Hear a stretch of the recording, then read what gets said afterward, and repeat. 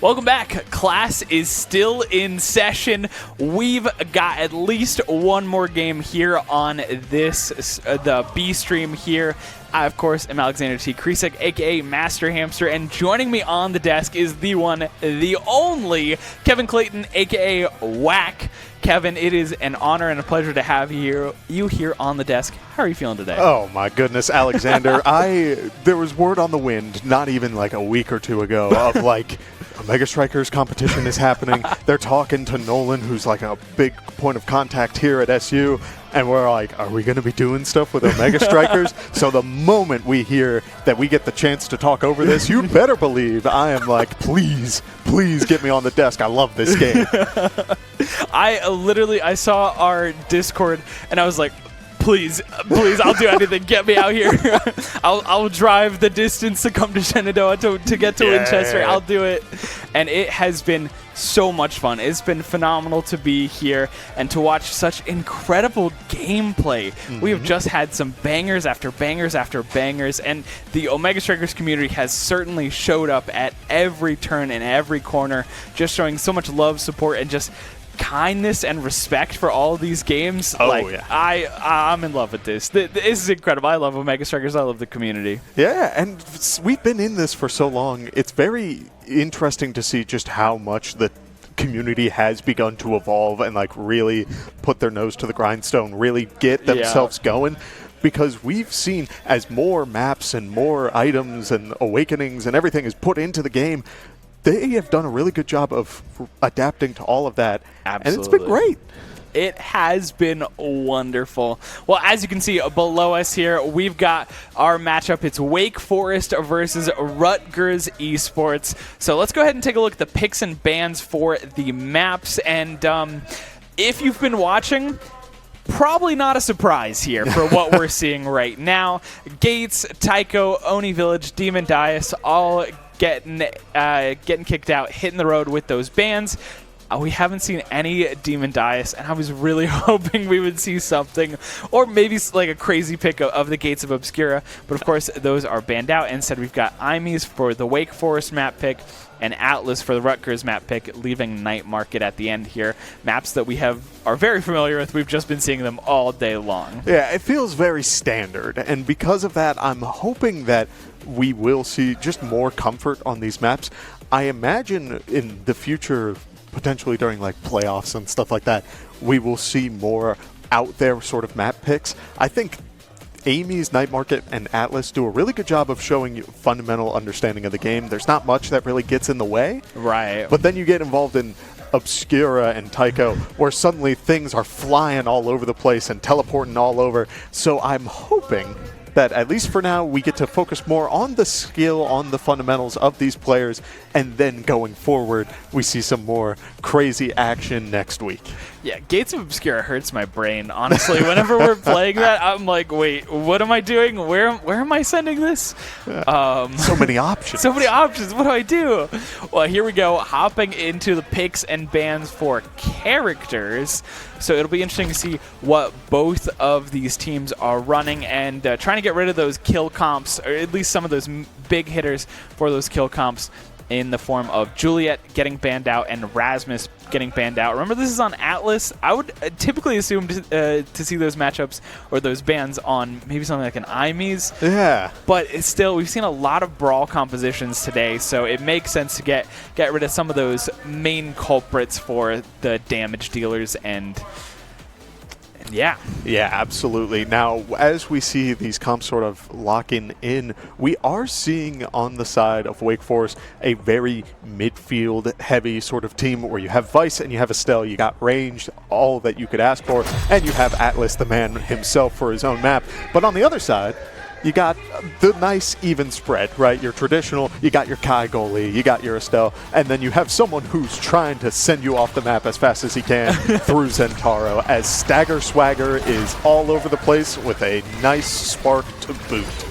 Yeah, and maybe that's why we're seeing a lot of these characters getting, banned out here, because there's, oh my gosh, never mind what I was saying. Cruelties is taking so much damage here, almost dying immediately off the rip, and instead now is slowly using that siphoning wand to build themselves back up to full health. But overall, right now, every member of Rutgers has been taking an insane amount of damage and needs to be careful, especially with that special from DKB. Oh yeah, and as we see Wake Forest start to really keep up this pressure, we're seeing the Estelle ulti thrown out, but a shot from Rutgers Estelle returning it in stride. The two players have core flip and are playing dangerously close to the goal, but Wake Forest is able to push it away.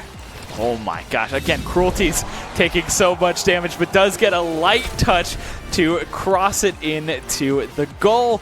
Rutgers will start out with that first goal, but if that first round, is any indication of how this series is going to go, we are in for a doozy, and we're in for a knockdown, drag-out fight, because these characters are just throwing abilities at each other right now. Oh yeah, and they cover so much space. I mean, I'd say 4 of the characters on the screen, frankly 5 if you include Atlas' little push forward, cover up so much space in just keeping projectiles out forward.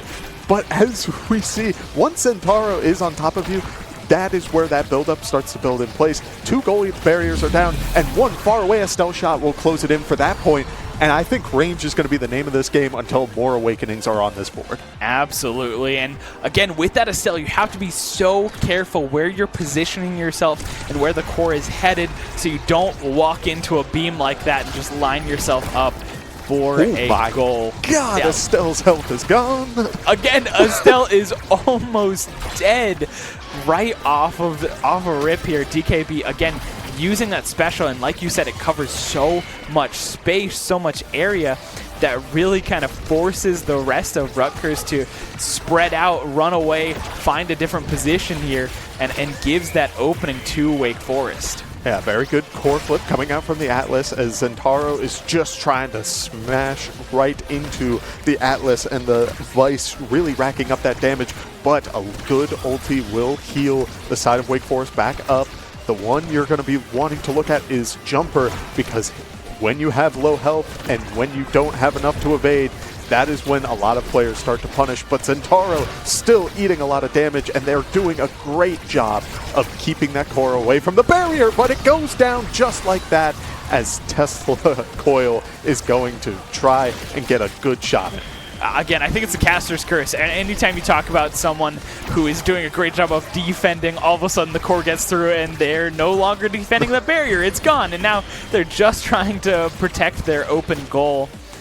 But again, a lot of back and forth here. We do see Wake Forest finally able to get that first barrier, but it's just too little too late, as Cruelties will get a layup from Tesla Coil and will knock it in. Threading that needle through the wall, I mean, that shows a lot of faith between the players, right? There's a certain level of faith when it comes to directly passing to your teammate and saying, I'm going to get this wacky bounce that'll do the same thing.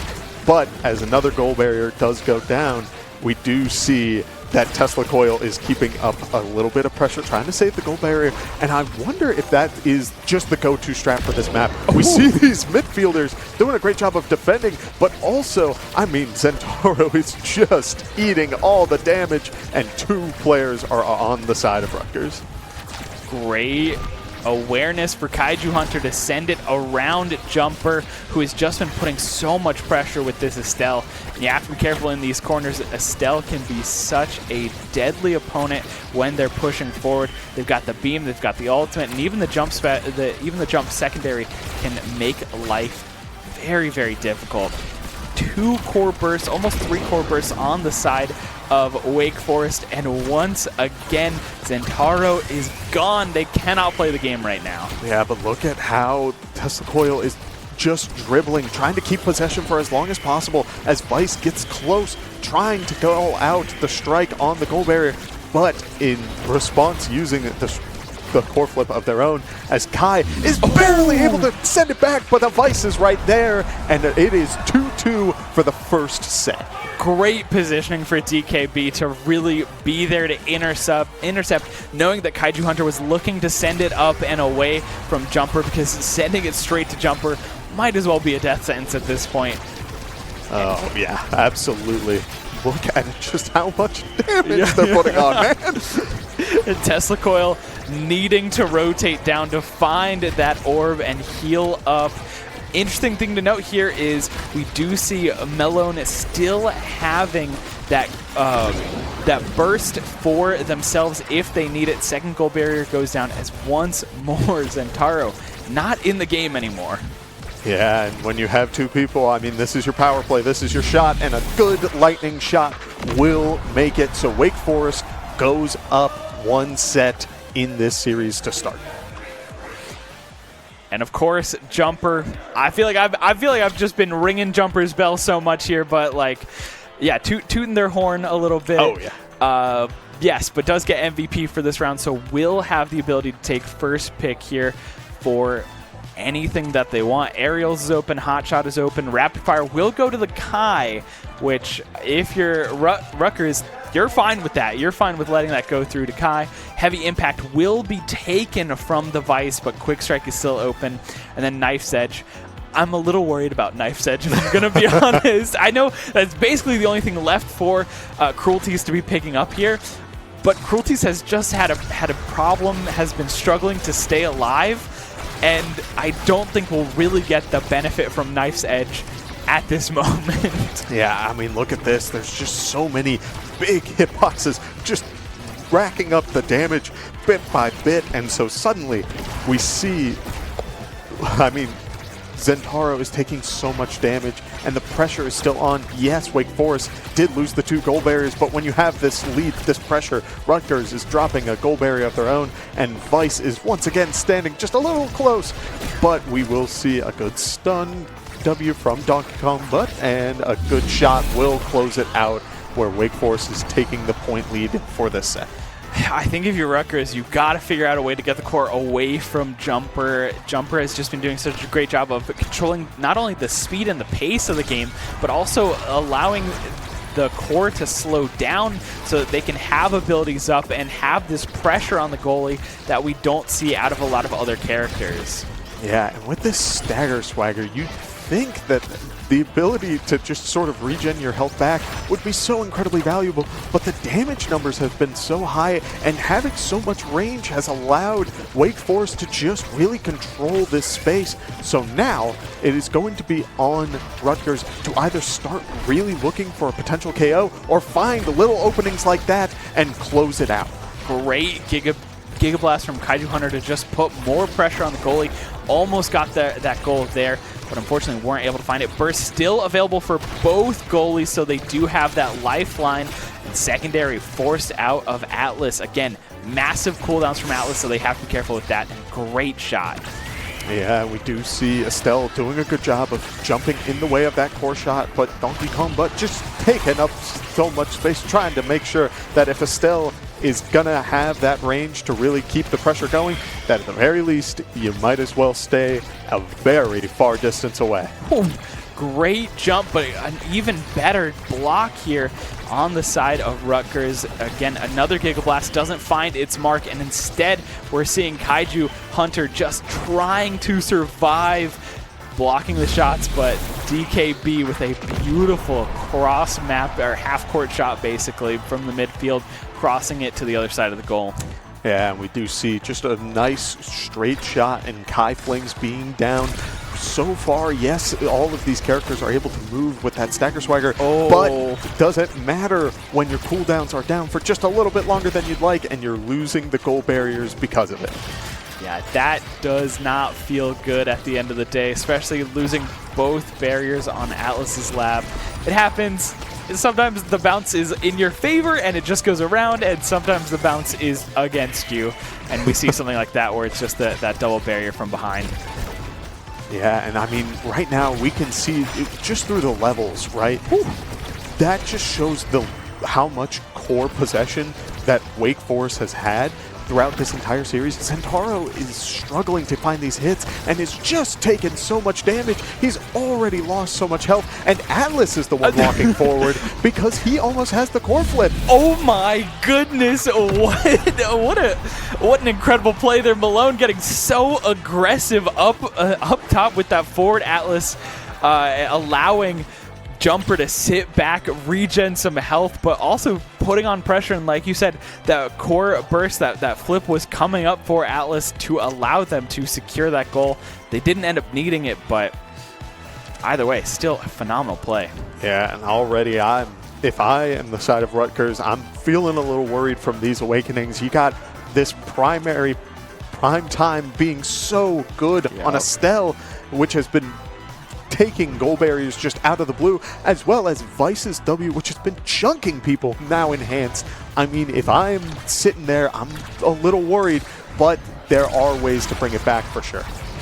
There are indeed. We'll have to see if maybe Rutgers has the solution. Maybe if they can find their way back into this map. Tesla Coil will start things off by finding at least one goal barrier. Finding that second one will be difficult, especially with the Atlas on deck. And again, we're seeing Wake Forest slowing the game down, allowing their cooldowns to come back, understanding that a character like Atlas, who's got these long cooldowns, needs that extra couple of seconds in order to get that secondary back online to make another phenomenal save. Yeah, now the corner pressure is on, as while it is bouncing in there, Rutgers will be able to get it out of the corner, and a couple of good dribbles will just keep this pressure going. But a Vice ultimate able to really rack up a good chunk of damage, knock people away. The black hole in the center is gone, and Atlas is the one controlling the core. Right now, while Rutgers is down in the series, they're doing a good job of really keeping up the pace right now, and that may be what they need, but Zentaro goes down from a core flip. Maybe it was worth it. Zentaro falls down, but they do get that second barrier, so Wake Forest is open. The question is, can they use the opportunity to defend themselves or even find this goal? Kaiju Hunter does have that core flip, and Atlas goes down. It's an open net right now. Jumper forced to take that position of goalie. There it is. And unfortunately can't find the stop there. Rutgers finding an opening and taking it. This might be the momentum shift that they need to get back into this series. Yeah, DK holding on to the court flip. It's not a play that I dislike, because while yes, you can save yourself the point, if you are confident in your ability to really take these goals, that is what you need to do, but you need to use it soon. And right now, Rutgers is putting up so much pressure that it's causing the Vice to really struggle. There's that core flip being used, and while you won't get much off of it, that at least allows you to get a semblance of control back, as now the Estelle on the side of Rutgers goes down. Normally, I'm not a huge fan of core flips like that, but it did allow them to regain control of the series. Great team play there. And again, what are you going to do? You talk about the range there. Both the primary from Vice and Estelle being shot at Atlas, there's nowhere you can go. But, I mean, with that core flip from DKB, normally I'm not a huge fan of them, but I did like that it allowed DKB to not only survive, it gave them some space, it gave them some pressure, and it allowed Vice to just heal up. But second barrier goes down for Wake Forest. Lots of pressure from both Tesla Coil and Cruelties. Just again, putting so much pressure with the Zentaro and the Estelle. They can do a lot of damage, but again, Stagger Swagger, you've got the Atlas. The heals are insane. No. Oh no, you have to be careful with those dashes. Just a little too close to the blast zone, and Atlas said, I got a big bubble that is going to blast you into the blast zone. And so now, as we see that Zentaro is back, it is relatively even, but Atlas does have the core flip, but sends it back at just a little bit of a wrong angle, and it bounces into the goal anyway. Not what you're looking to see. Tesla Coil will be credited with that one. A great special from the Estelle just to put pressure. And I wish Malone had used that core flip, that burst, but I mean, there's still plenty of game to be played here. Zentaro is gone. No escape from that. They will find that second core barrier. Yeah, we do see Atlas walking forward. I'm curious if he's going to try to use the core flip aggressively. After all, there's been so much great pressure coming out from the side of Rutgers, and when you have 1 point, do you really want to use it aggressively? It's not going to be needed, as Vice finds an opening between Estelle and Kai to even up the score and potentially try to close this out. I really like what we saw from Malone there, using the primary down to dribble the core off of the wall back up to themselves. That was phenomenal, but also kind of funny because it was basically dribbling cruelties as well on the side. No. Oh man, but we do see Zentaro able to throw out the ultimate and get through that Atlas barrier push. And now with Kai feeling the pressure, 2 core flips on the side of Wake Forest, Zentaro dashing through and trying to get the other goal barrier. There it is. It is possible that this series can continue, Alexander. It is indeed, and honestly, we're seeing Wake Forest with the patience here, but I think they need to start using these core flips because they might not have enough time. We do see the kill onto the Estelle for Rutgers. They are down in a 2v3 situation, and just unfortunately strikes a little too early. Wasn't ready for the wait from Jumper, and Wake Forest finishes it out. But wow, there were moments in this set that were so close. Yeah, and I mean, if you want to go down in a series, if you have to go down, I should say. Nobody wants to. Yeah. But if you have to go down, this is the way that it should be, because it was close and you have a very good idea of what was causing problems. Right. There was a lot of just getting thrown around, just getting a couple of like stray hits from Lightning and Estelle shots and stuff like that. It may be worth it to throw a ban towards either the Estelle or the Vice and really keep up a different sort of game plan, because Zentaro had his moment, but he needed to get there first, and it just took a little too long. I think from everything that we've seen from Wake Forest here, they like to play a little bit more of these ranged characters, kind of moving closer to more of a double midfield play style. But I think you're right. Watching over these replays, we're seeing Jumper on this Estelle is just oppressive. They need to do something. They need to find that solution. And I think the Vice did a phenomenal job of backing up that Estelle. But I think the problem, the root of that issue was the Estelle for the most part. And also the fact that, you know what, now that I'm even talking about this, right, I'm thinking about how many times Cruelties died because we were watching the core on the bottom and it was Vice and Zentaro up top, and Vice just said, "Oh, Zentaro, sorry, you don't have any evade. See ya, you're gone." One big blast, it's all that is needed. But we did see little bits, signs of life from Rutgers, and I do think that when we see, I mean, like even there, the lightning and the double shot, it's a matter of not only understanding, like when you're up against these characters, that like you need to be in an active mindset of like, they can hit me from here, they still can. And so you can do those sort of evade plays, but they're not easy. And you can't put all of that pressure on the goalie. Yeah, although speaking of the goalie, watching that final Giga Blast at the end there kind of hurts my soul just a little bit. I understood what they were going for, but just slightly off. It hurts my soul. But yeah. I agree. Can't put all the pressure on the goalie. You need to also start stepping up. And they have that opportunity as game number 2 will be on IME's app. The question is, who gets banned? Who stays? Are we gonna see something similar that we saw earlier in terms of bans, where we saw the Julia and the Rasmus ban coming out from either team? And yeah, it's gonna be the same exact thing. Not gonna allow Julia or Rasmus. This is more of what I expected for and from a team like Wake Forest, who doesn't necessarily play those super heavy brawlers. Of course, they play them, but it doesn't seem to be a comfortable pick from them. Yeah, and we are seeing, as the drafts come through, I'm seeing it now, and I have not seen too much of that, specifically on Amy's app. The character has a lot of control, and when you have this void in the middle, it can cause some problems and some really awkward bounces, so I'm super excited to see what sort of plays can be done around that character. But also, we were talking about 2 midfielders, and yes, we're seeing that on the side, of Wake Forest. But on the other side of that coin, we said, screw having a midfielder. We're going to go double aggressive and just try to blast you through this area. It should be good. Yeah, well, we actually are. I thought it was going to be now goalie as well, but it will be now midfield instead. So Kaiju Hunter will be on the Asher.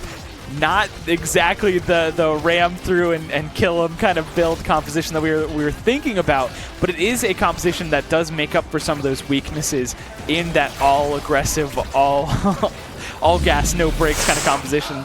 But still, we're seeing exactly what we saw last game in terms of Estelle and Vice just playing off of each other, putting a lot of pressure, using their range to their advantage, especially against a character like Asher that struggles a little bit in that department. Yeah, and I mean, Kaiju Hunter is bringing the strike shot on the Asher and is trying to play a little bit of a range game.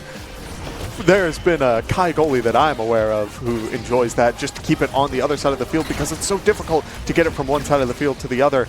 But when you find those opportunities, it is so incredibly valuable. So it's going to be on the Rutgers players to find an opportunity to bring it back, but a good Estelle shot will get that goal barrier.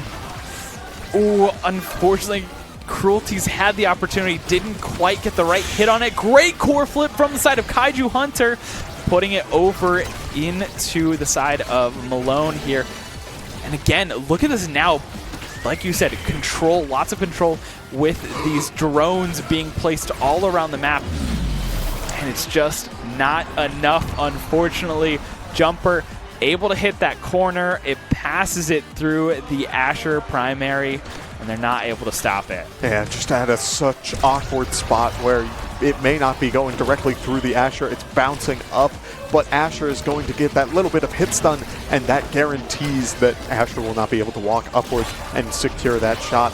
But as we see, core flip from the Now is able to get that goal barrier, and we do see core possession starting to fall back onto the side of Rutgers, where now a goal barrier goes down again, but an awkward bounce, and the Kai will be able to save it. So now it is a potentially even game, but Asher having not enough range at being at just that little bit of an awkward distance, all she can do, put out the shield and say, please connect, and please, it just doesn't do it. I love it. This game is so fast. I expected this to be maybe a little bit more tennis match style, but this has been so fast. Quick, quick, quick. The barrier's going down. There's a goal shortly afterwards. Not even allowing you to really sit down and talk about what's happening here. But we do have an opportunity to take a look here. Spark of Leadership going past up. They will take the explosive entrance away from Zentaro. Other than that, I mean, aerials for the Estelle. We've got extra special for Kai. I'm hurting a little bit. That Zentaro, well, yes, you are taking the Spark of Leadership, and yes, it's a great awakening, but you really want to keep up that pressure, keep up that damage, but the options just weren't there. You may have been able to take the Spark of Agility, but even then, that assumes that this game is going to go long, and with the pressure that Wake Forest has been putting on, I don't think it'll be that easy. Oh my gosh, from downtown, the Giga Blast to secure the goal. Wake Forest is in their bag right now. They've got the momentum. They've got the confidence. You can just feel it from their gameplay. Rutgers needs to find something here. They need to change up something. And right now, they're not finding it. Kaiju Hunter uses the evade early, doesn't find anything, and still gets hit with the Estelle. It's so incredibly awkward to time that ability. You need to time it where you are spaced away from the core so that the beam goes off first and then you go for the hit. But that, when the core is moving so fast as the clock ticks down and keeps building up speed, I mean, it just becomes more and more difficult. And so it's on Kaiju Hunter to find other opportunities, because right now, Tesla Coil and Zentaro aren't able to really keep up the pressure and save Asher from what all these forwards are doing. Yeah, and again, we're seeing a lot of abilities being used. We saw the burst from Jumper, not find any success. Malone playing it very close to the barrier, but again, waiting that clock out, making up perhaps a misstep here. Jumper taken off the map, an opportunity, and the now drone will allow them to get a goal. Maybe we're seeing Wake Forest play with their food a little too much here. Maybe. I was not expecting the Asher to be able to take out the Estelle just out of the blue, but also a very nice find from the Zentaro and the Now, who had that drone set up for just long enough that the speed carried it home. And now as we see just this quarter pressure dance, I mean, it really shows just how much value you can have really making sure you have all the space, but a quarter strike. Oh my goodness. What happened to Zentaro? Oh my gosh. And I mean, Now is the one who's trying to save the pressure, but we do see Kai still has the core flip. Zentaro is back alive and now is able to keep the pressure going. I love this from Tesla Coil. You were wondering, you said we hadn't seen a lot of Nows, and that is true, but the pressure is insane. Tesla Coil has been putting out a clinic for how to play Now and how to do well as this midfielder, utilizing the abilities, utilizing these drones so well, leaving them in places that maybe Malone just isn't thinking about for a second. The pressure, though, Malone is up. There's no going back. That's an open goal. It's gonna not be able to stop. Unfortunately, Jumper knocked it in with the special. It would have been stopped by DKB's ability. Maybe a little bit of a miscommunication there. I mean, when you're sitting there and your Kai says, my eject button isn't there, everybody's panicking, and suddenly, when you're panicking, couple of misplays. The Vice goes down, and so does the Zentaro, but the goal barrier is vulnerable, and now is the one keeping up the pressure, but will not get the follow-up. The hubris of Wake Forest potentially being revealed at this point in time. We keep seeing Malone push too far forward and doesn't have a way to get back.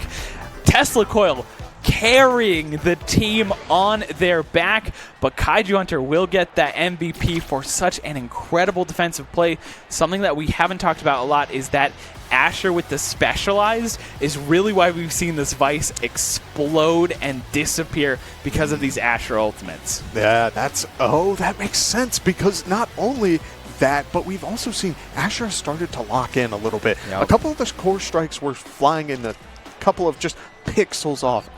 Now we're seeing that pressure where the core's staying on the side of Wake Forest, and that just means Asher has the opportunity to really say, you're not allowed on my side of the field. Get out of here. Get out of here. Yeah, if we could take a quick look at those awakenings, I would love to see what everyone's stacking up here. Yeah, I didn't even realize Hotshot was the opening awakening to kick all of this off. Oh my goodness, no. Alexander, it happened again! Again, it is happening. What is going on? Oh no! This is a very real thing that happens at top level play, where players are, specifically goalies, are very comfortable walking away from their goal, and it's because you can add so much pressure. You can practically guarantee goal barriers, guarantee points, but when you get a little bit of a slip away and suddenly you're not able to keep up that safety net, it becomes a dangerous game.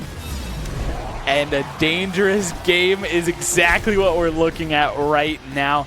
We said Rutgers needed to do something. They needed to exploit some sort of weakness on the Wake Forest squad, and they're doing exactly that. Malone has been getting a little bit too aggressive, pushing forward a little too much. No.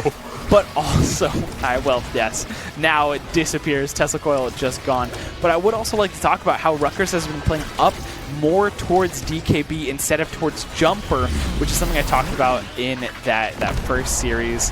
Doesn't matter here, as DKB will have that primary and just shoot it straight through Kaiju Hunter. Yeah, and that was just a very, solid shot. The lightning connects, it sends it in, and that is just kind of what you need. You said it before. This sort of base, your game plan was working before. You don't got to change it. And so now I'm hoping we see DKB sort of continue to get this core pressure. But at the same time, Zentaro and Now just bouncing it back and forth again and again. able to keep pushing it forward slightly, but Kaiju Hunter is unable to find that shield blast and will continue to keep up the pressure. But a core flip will send it in, and Rutgers evens up. Oh no, my apologies. It's up 2-1 in the They're sets. up 2-1. This is the first time in this series that we've seen Rutgers take the lead. And I mean, at least that last set, that last round, they were very dominant in their positioning, in their momentum. They were taking full control of the game. Yeah, and we are seeing now just sort of holding off on the Awakenings, trying to talk with the team, saying, we have time, let's really pick what we want. Asher, despite being in goalie, is opting for the Demolitionist, more so for the size. Same thing for Zentaro. But we do see that when you are unstoppable, you get a lot of value. And when we saw the past games earlier, it's going to be harder to disrupt DKB. So I think it's going to be a matter of, is this going to be enough, as Kaiju Hunter is the one dancing with DKB Jumper, and Crueltis is taking a lot of damage. Cruelty is getting very, very low. And again, something that I like in the draft here is that Cruelties has that spark of leadership, but just hasn't been able to make any use of it. A lot of communication, making sure that the sparks are being denied. Even still, though, has the damage to take out the Kai goalie. Great positioning from the Now.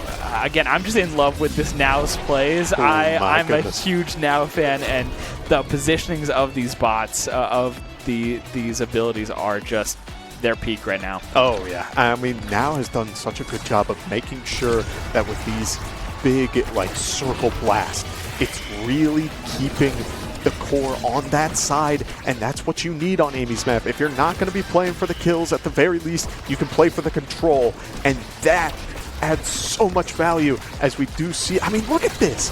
There is so much going on up in the top corner, and they're able to get another goal. Wake Forest does not seem to have an answer, as they are looking down the potential for Rutgers. Rutgers just needs one more goal, and they will tie up this series in a 1-1 set. Will be the first series on the B stream that will go the distance if Rutgers can do it. The core flip, in my opinion, a little bit wasted from Kaiju Hunter here. Yeah, just a little bit of panic, but that's okay, because right now the core is falling back onto the side of Wake Forest. A good core flip from Now, trying to go for the bounce and get away from that Kai Blast, but the bounce doesn't work how Now wanted it, and a blast from the Vice will send Now away. Oh my gosh. Yeah, I was surprised that Now died from that far away from the blast zone. I'm a little lost for words there. You see the Now shooting across the screen.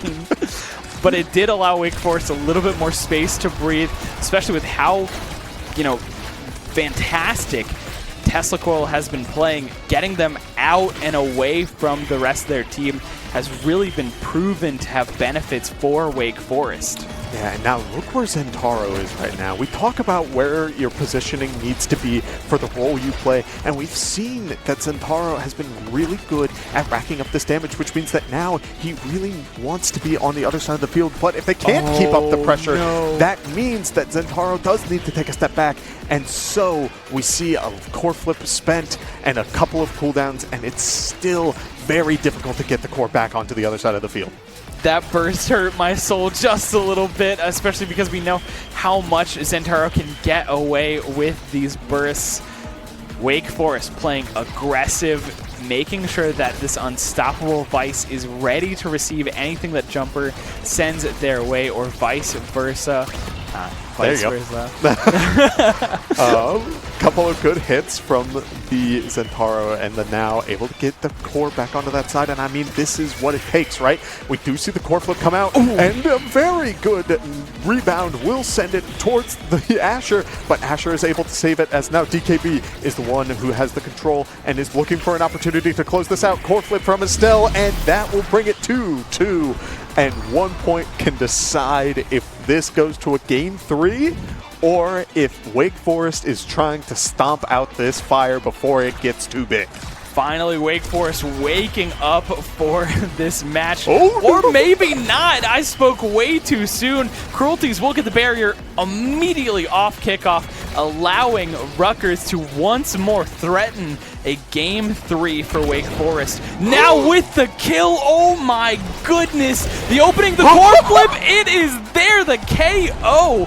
Rutgers continues their dominance, and they will be able to tie up the series 1-1. We're going to a Game 3. What an incredible series of events. I remember a time when Now was pushed and advertised and they released the trailer. It's like, this is a support character that's supposed to heal people and do all this stuff. And she just blasted someone down the middle pit. That's Rasmus's job.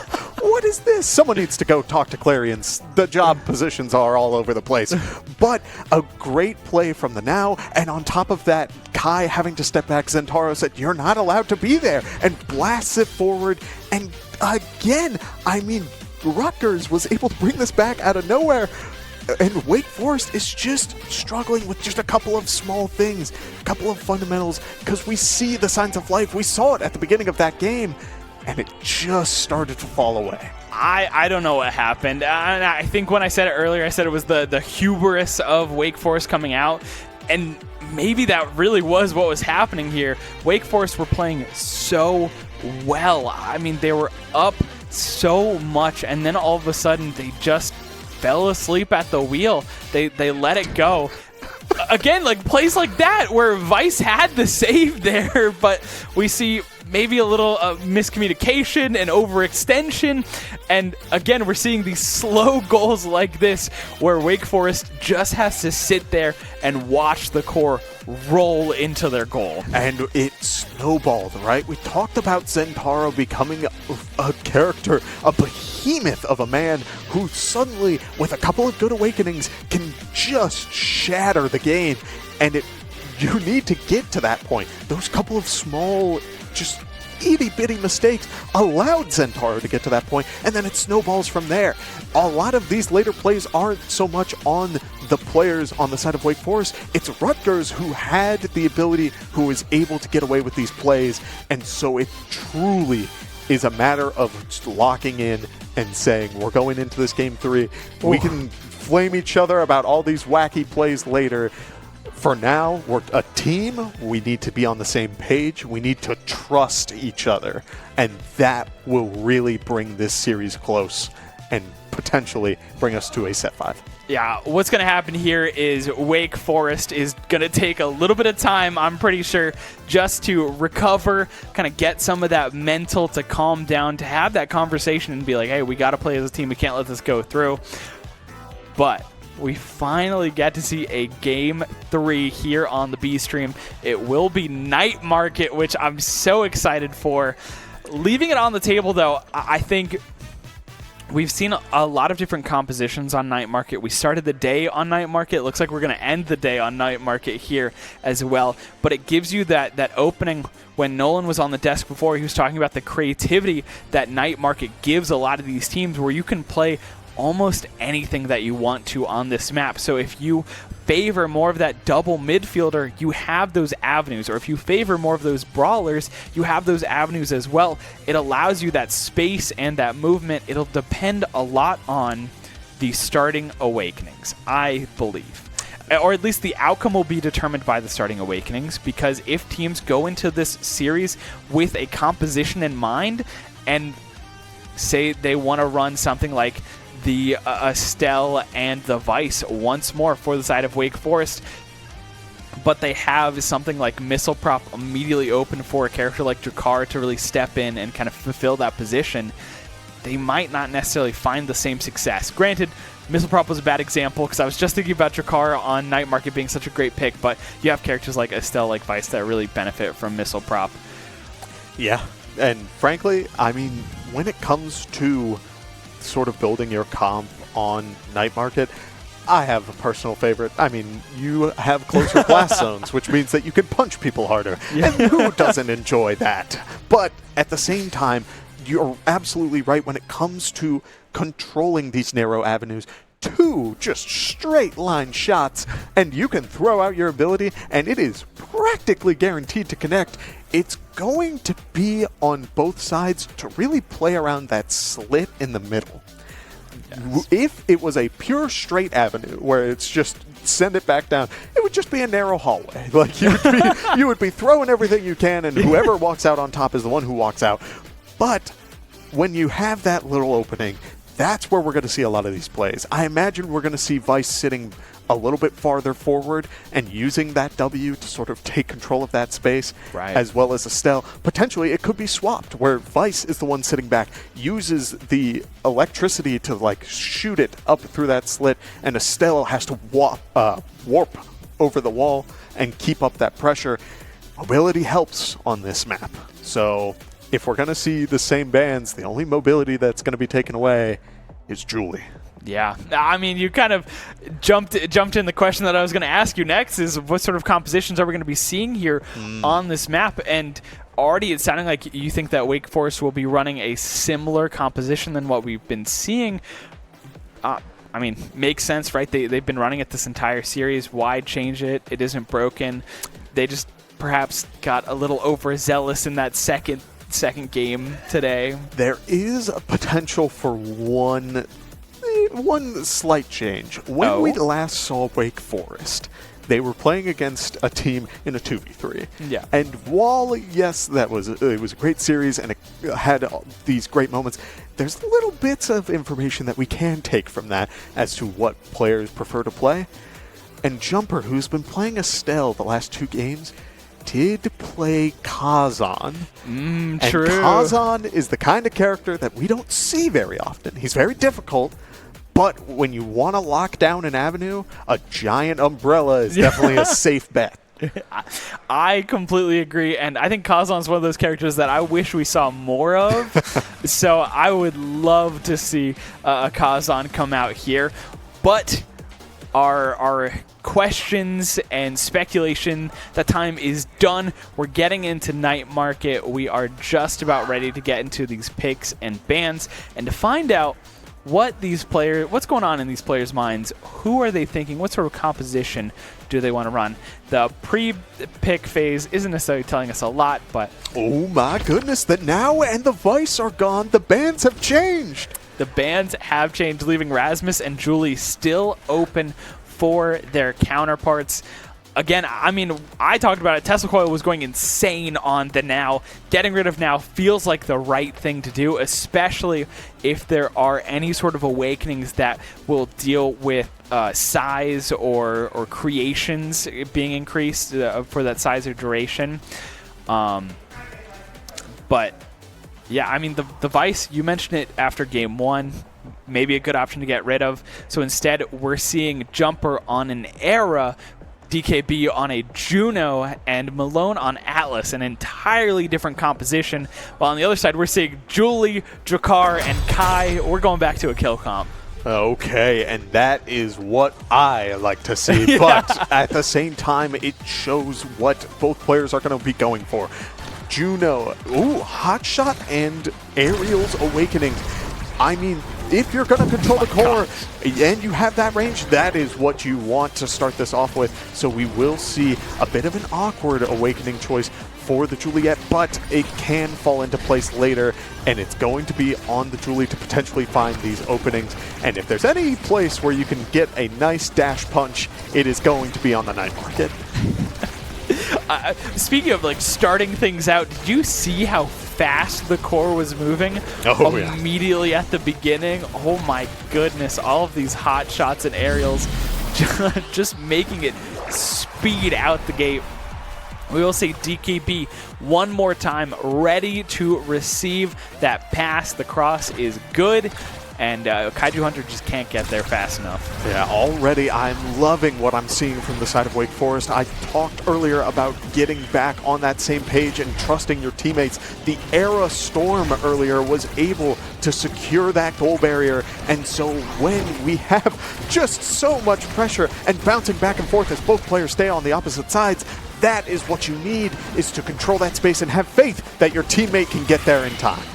Ooh, the burst will be used from Kaiju Hunter, so won't have that available for a good while. I mean, necessary in order to get it away from the Juno. Ooh, DKB survives the burst and the dash punch, and now there's an Atlas healing them up, so it's like it never happened, except Cruelty's now down on some utility. Yeah, and I mean, look at how this is playing out right now. A lot of these abilities from the side of Drakkar and Juliet are not being used to try and punish the players. It's more so to just gain back the control of the core, and that may be what it needs to be for this first set because of these awakenings. Juno with aerials or hotshot is a dangerous beast, but a Julie with either of those is okay. Yeah. So I'm hoping that as this continues... Oh, no. Oh, no. Oh, no. Getting caught by the Era Tornado is the goalie for the side of Rutgers Red. Very unfortunate. You hate to see it, but a lot of times when you're looking at the core, you're trying to anticipate where it's going to go next as a goalie. Sometimes you forget to look at yourself and can get caught off guard by one of those tornadoes. We've all been there. We have all been there, I guarantee it. Yeah, there's just a lot to keep track of on the field, as now we see one goal barrier go down from the side of Wake Forest, but the control is back in Wake Forest's hands as Drakkar uses the core flip but isn't able to find much. Look at the hotshot value. We're 30 seconds in, and it's just sending them flying from one Blobbo. Yeah, we are seeing rockets right now from the side of Juno. The pressure that DKB is putting out, I really love it too, because in the past we've seen Jumper be the one who's getting aggressive, who's really kind of forcing the plays here on the barriers, and now DKB taking a little bit more of a front role as they're utilizing these Blobos, utilizing the jump from the Juno to just put pressure on Rutgers. Yeah, but we do see Rutgers isn't out of this yet. They're doing a good job of just finding these small opportunities, and that's what they're going to need. But while this pressure is building, you can't let it get to you, because remember, this is the first set. Yes, the core is flying like it's late game, but we are in the early game as a core flip is burned from Kaiju Hunter to save that goal. Aeroblast unable to get that connection, and the Era sends it between the Drakkar and the Kai and finds that opening. There's only so much you can do as Kai, as we're watching these abilities being used time and time again. Unfortunately, we weren't able to, Kaiju Hunter wasn't able to find that redirect or the pass out to a teammate, just kept passing it back and forth to the Wake Forest forwards who were waiting with open arms. Yeah, and this is a very scary time. Will Kai take? He takes the team player. Two of the best awakenings for two individual characters have been taken up by Juno and Era. Cast to last is Era's best friend, and if I'm going to throw Blobos everywhere, they might as well be the size of the Empire State Building. So, Monumentalists will work out great, and they deal damage. You can have control of the core, yes, but now that damage is going to start racking up very quickly. I completely agree. When we're looking at the Awakenings pick here, definitely looks like Wake Forest was able to win out here. I mean, just so strong. Era's going to be putting on so much pressure with this beam. Juno is going to have massive Blobos that will now hit harder. And not only are they hitting harder, but they're already moving faster because of Hotshot. It just makes everyone's life so difficult, especially trying to play around that. Yeah, and a very unfortunate bounce from Kaiju Hunter will send the core back into the goal barrier as Juno hops into Kai's face and is trying to keep up that pressure. But Juliet is trying to just get a little bit of breathing room, trying to get the core back onto the other side. But unlike Amy's, the middle ground is a little bit bigger, and therefore you can have a little bit more breathing room when dealing with your options. I really like what we're seeing from the midfield here. Jumper just staying, again, you were talking about how important the battle for this sort of middle area, the speed boost in the center is, and Jumper has just been playing around that. Wow, what a great shot. I kind of expected Kaiju Hunter to be able to get there to stop that, but again, when you're already in the middle of a ping-pong battle, sending it back and forth, maybe not expecting the Era to be there just in time. Yeah, and the course or the strike shot just went out a little too early from Kaiju Hunter, which is unfortunate, but it's the kind of play that you need to shake off. The Juliet goes down from the dash punch, and again, Atlas is getting kills with these bubble things. What on earth? we saw it earlier with the Zentaro, but you have to be so careful with your dashes. Yes, it can lead to a kill, but it also will lead you wide open to get that reverse counter and bursts all around for the side of Wake Forest. Not going to find it with DKB's first burst, but I mean, Jumper has burst, Malone has burst. They're fine. They're sitting pretty with their burst economy. Oh, absolutely. There's a storm that is chunking the Kai, and he has to keep sending it towards the Era. Oh, but a very good flame redirect. Not only sends it back, but gets a goal barrier in return, and Juliet gets the dash punch onto the Juno. That burst economy is looking worse and worse. What a great save from Kaiju Hunter. The Flames once more stopping that core in its tracks. Sometimes you get lucky with those hits. Sometimes you get very unlucky and it slips through. Kaiju Hunter, though, placed it perfectly. Yes, and Juliet is now the one trying to keep up the pressure. Look how fast the core is moving, Alexander. We are 2 rounds into this, and it is moving at like jet speed. Yeah, Mach speed right now. Is breaking the sound barrier every time Juno's Blabo hits it. Oh my goodness. Who feeds those things? What do you feed those things? I mean, look at how much pressure they put on. The Storm at the same time also just adding so much value is really keeping up that space. But also, we talked about the mobility earlier. Look how Era is always trying to stay in an open avenue to get the core towards the Juno, who has the opportunity to jump around and really keep up that pressure. But at the same time, a good core flip will send this back towards the Era, and an Atlas ult thrown down will fully heal the allies. And when you're playing a comp that wants to deal damage, that is not good.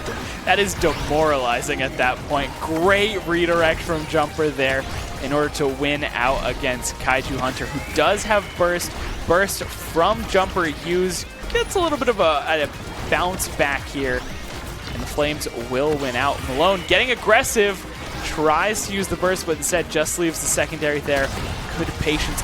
Again, I love to see the side of Wake Forest really playing to their strength and playing to their speed by waiting for things like the Jakar shot to come out, or waiting for a burst, waiting for a hit from that Juliet, and then can utilize the speed that this Juno is wielding. Yes, and look at the Atlas. I mean, he's just adding that little bit of support. That's all that is needed. I was worried about damage when it came to the comp of a Juno and an Era. It's not needed. You can play just full control, and yes, you're going to get hit by this Jakar, this Julie. They're going to rack up that damage, but that little bit of just push away, that little bit of healing offers so much. It does indeed. I was looking at these awakenings, not a lot of great awakenings for Atlas personally, but the quick strike is always a good option. Extra special on the Era means more tornadoes. Siege machine on the Juno just means Blavos are hitting even harder. Yeah, you ever been on the receiving end of a sniper rifle? These Blavos are going to be that. As we do see, not only did we see in the second round the awakenings where Era and Juno got really good awakenings, this round, Juliet has 1-2 punch and Jakar has missile throw. Oh my goodness. Like, everything that you want is falling into your hands. Now it's going to be on the communication side of things, and I think we're starting to see it. A little bit of extra damage from the 1-2 punch goes a long way, but that control is still there. You have to find a way to get it past these Blavos and the Era Storm, and there it is! And suddenly, it's looking possible, Alexander.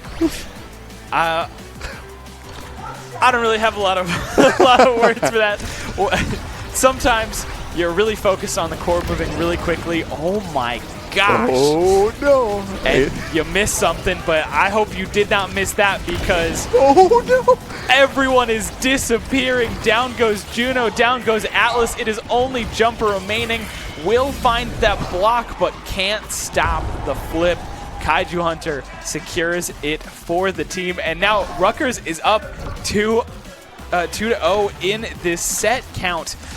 In this set, excuse me, in the series count, we still have Wake Forest up, but this is exactly the same position we were in last time. 2 people are taken down from an Era Storm on the side of Rutgers. That was 3 people. Whoa, 3 people in general. Juno going down from the dash punch and just a little bit of pressure as they, Wake Forest feeling good after that one. No. Sit down for a second. Yeah. I don't think this 2-0 means anything right now. We'll bring it back. And now, I mean, we're starting to see the levels start to equalize. I'm not expecting another play like that very easily. So it's going to be on the Wake Forest players to once again start to adapt. The dash punch doesn't take out the Era, and a goal barrier, 2 goal barriers go down. Unfortunately, Atlas sending it straight to the Juliet to just tee up another one and get that second goal barrier. I mean, Wake Forest right now needing to find a solution here. They thought it was in the bag, and Rutgers said, hold on, wait a second, we're here to play. We are not done just yet. The pressure is good, forcing Wake Forest to really pay attention to these edges just because of how strong that dash punch is. Goodness, Kaiju Hunter saving that goal barrier with so much pressure on him. Ooh! Oh, man. Great save from Malone, only to get snuffed out immediately by the Drakkar. And that was such a fast set. Rutgers is still in it to win it. They are still here to play. And, oh my gosh. So many good awakenings. I was just about to say, look at these awakenings spread. Oh my goodness. We have Prime Time, we have Twin Drive, Rapid Fire, Prize Fighter, Specialized is here as well.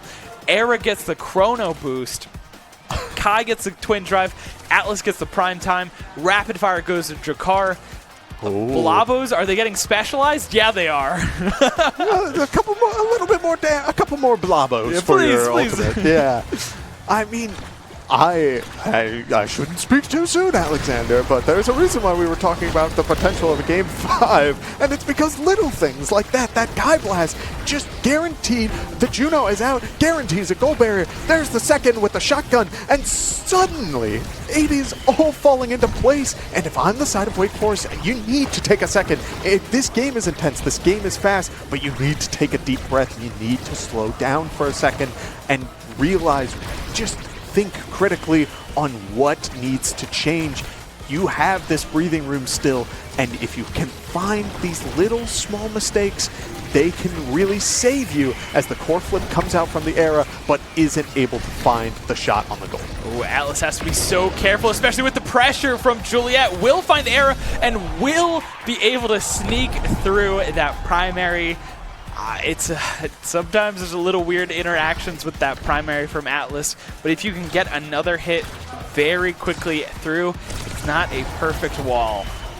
Oh my goodness, and if it's not going to be a perfect wall, and you have 2 characters on the side of Rutgers who are able to blast through it, I mean, it's going to become a dangerous game, as we do see Era and the Atlas, the Juno, trying to space out a little bit and really get the core play going where they're passing it between one another. But the Juliet pressure is just so much, calling out these punches, calling out these strikes, and is keeping it all going forward. And it's snowballing, Alexander. We said if they hit this point, it's possible, and it is happening before our very eyes. I'm not going to lie, that call out from the Juliet was insane. That was incredible. Rutgers looking like they are a different team right now. They're playing so well together. They're getting the pressure. Their composition is finally doing what it should be, and that is getting kills, forcing the evades, forcing jumps, forcing abilities out of Wake Forest where they can't just sit back and play the game cautiously, or they can't just play a very laissez-faire option. They need to be very proactive in how they're using their abilities and how they're using their evades. I'm noticing a lot of core flips up on the side of Wake Forest right now. Yes, you can save them for those opportunities, but right now, I feel as though you just need to use them for that breathing room. Otherwise, there's a Juliet in your face. You have to help your goalie in these situations because right now, Juliet has everything that she needs to really keep this game in the palm of her hand. Kaiju Hunter is insane. The way that they've slowed down the game, the way that they've gotten the redirects. Juno is dead once more, and Jumper is looking like they're going to follow shortly. The damage from Drakkar, from Juliet is too much. We do see Malone with the flip. Will use it, but they're not out of the clear. They're not in the clear just yet. Kaiju Hunter does have that burst if they need it. Oh my goodness, Kaiju playing a little bit close with that goal barrier and the storm, respecting it as you need to do, having a very good awareness of what all is happening on the screen, and that's very difficult to do, especially when it all is flying so fast. So at this point, I mean, it's all kudos to the players because right now there's so much happening on screen and you really need to have a full understanding of what you need to be looking for because there could be a Blabo in your face that will go and guarantee you a goal barrier into the score. Got to be careful with those strike wars, especially against Jumper, who's got the beam, as well as that tornado heading your way. Kaiju Hunter couldn't take the pressure and unfortunately wasn't able to stop that shot. One goal barrier down, 2 goal barriers down, but so is DKB. It's a 2v3 situation. They're able to find 1 barrier. The special comes out from Juliet. That's 2 goal barriers. Will Rutgers find the win and be able to continue this series, or will Wake Forest once again snuff out the hope that Rutgers has here? Juno is alive, and Juno has so many ways to jump so far forward and really get the pressure on this Kai. A very good set of flames is able to get the save, but a Blabo again is going to send it right back. And it is a 1-point game, Alexander. It is all coming down to whether or not this stays alive. It is so incredibly tense. Rutgers was playing so well, but the momentum is a little bit lost now. They haven't really been able to find that same smooth gameplay that they had earlier in order to find the success. And instead, Wake Forest has been calling out more of these options, having DKB play up like this right in Kaiju Hunter's face, steps on the Blabo. Oh my goodness, that dash punch was so incredibly good, but it didn't send them far away enough, and I do think the Atlas ultimate may have been able to save one of them, but it wasn't needed as now another barrier goes down, and we are seeing that value once again of that core control, that core play, and when you can't find your KOs, when you can't find that snowbally lead, it's really starting to build up. Atlas has a core strike, he's starting to walk forward! Oh no! And a Blabo will close it out. Juno able to jump in and get the final strike to really bring that home, and Wake Forest walks away with the win. I will say a semi-anticlimactic ending there. Great positioning from DKB, of course, to just kind of knock that core in between both players, but in terms of what we've seen with these high-flying, very fast core-moving plays and goals, the fact that we saw such a slow goal there at the end, a little anticlimactic, but what an incredible series. It went the distance all the way to Game 3, and again, caught sleeping if you're not paying attention to those tornadoes. If you're trying to look at the core, especially a core like this that was moving so fast the entirety of the series, you might just get caught out by one of those tornadoes. Yeah, and Wake Forest did an amazing job of really controlling the tempo of this game. They, in the first set, were able to get those awakenings that helped keep that control. But when we started to see it come back was during this third set, where Awakenings, Juliet Love and Drakkar Love, I mean, they're the kind of Awakenings that just really can bring a game just out of the depths. You need to be very cautious of that, because as we see right there, it was a 3-1, and the 1 point that they got was from a double kill off of a storm. Yes. It was very close. It came alive, but when you're struggling to find these KOs, I mean, these last couple of points, it was just a little bit of just solid control of the core and really making sure you were in the right space at the right time. And I think when we saw this Juliet and Zentaro really kind of, when we saw Rutgers, pop off there and really start doing what they want, the issue is that it was just a little bit too late, especially when we're talking about the Awakening draft, and we were talking about Wake Forest winning a majority of these Awakening drafts, and just having those Awakenings, those really strong Awakenings, especially with Juno, just building that Blobo army that is just hitting so hard and so fast. But here we go. This is the bracket so far for the play-ins. Wake Forest has secured their spot in that seed 18, 19, and 20. So congratulations to them. They have secured their position. Of course, West Valley and UCF still have a round to be played, and Rutgers is not out of here just yet. They still have the opportunity to compete against the loser of West Valley and UCF for that 5th place qualifier. So there is still that position, that opportunity for them to still make it into playoffs. Oh my goodness, I hope that they do, because there was so much that I loved about what we have seen throughout all of today. And so with all of this in place, I'm kind of just hoping that we get to see a little bit more, Alexander. I'm a selfish man. I want to see more. Just a little bit. And I think regardless, that game was so close. Even if at times it was looking like a 3-0, it was just so close and so back and forth in terms of when you look inside of those sets and you see sometimes where, like, yeah, they're doing exactly what they need to. They get very fast sets where they're just like bop, bop, bop, win for Rutgers or win for Wake Forest. But I mean, it was just a great series. That's all that I'm trying to say with so many words. It was a phenomenal series, a lot of fun. I've been Alexander T. Kresek. This has been Kevin Clayton. Thank you all so much for tuning in and watching the CCL on the B stream. We're going to go ahead and raid the main stream, which is still going on, and we'll still have a couple more matches. So if you want some more Omega Strikers action, don't worry, there is still Omega Strikers happening. You just won't get to see our beautiful faces here, unfortunately. But for now, thank you all so much for joining us. We will see you next time. Have a wonderful rest of your day. We'll see you soon.